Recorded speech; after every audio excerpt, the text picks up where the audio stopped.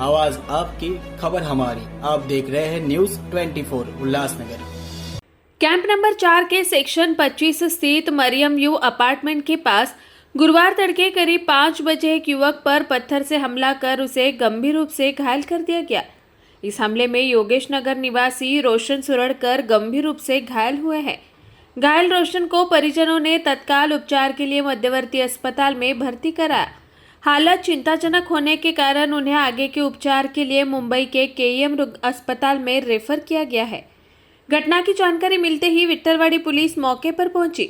वरिष्ठ पुलिस निरीक्षक चंद्रहार गोडसे के मार्गदर्शन में पुलिस निरीक्षक प्रशांत खरात तथा पुलिसकर्मी रामदास मिसाल, दिलीप चौहान, चंदू गायकवाड़, संतोष सांघे और सागर मोरे की टीम ने गुप्त सूचना के आधार पर आरोपी राजन गुप्ता को उसके घर से गिरफ्तार कर लिया। पुलिस मामले की जांच कर रही है और हमले के पीछे के वास्तविक कारण का पता लगाने का प्रयास किया जा रहा है। Bureau report, daily page news, Ulhasnagar.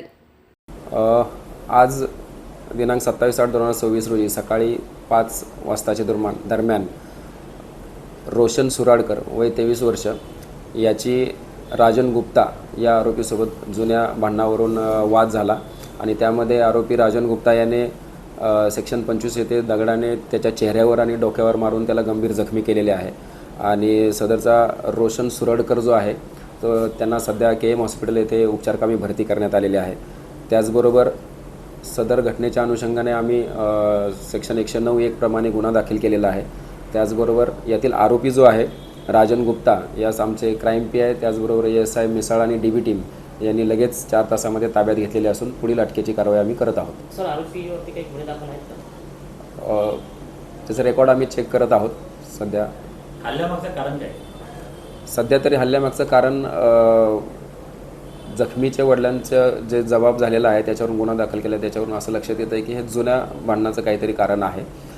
जखमी जो आहे तो सध्या बेशुद्ध अवस्थेत असल्यामुळे त्याचा आम्ही तपासादरम्यान आणखी निश्चित कारण काय ते उघडकीस येईलच। स्थिती गंभीर स्वरूपाची आहे त्याची की नॉर्मल? उपचार सुरू आहे केएम हॉस्पिटलला।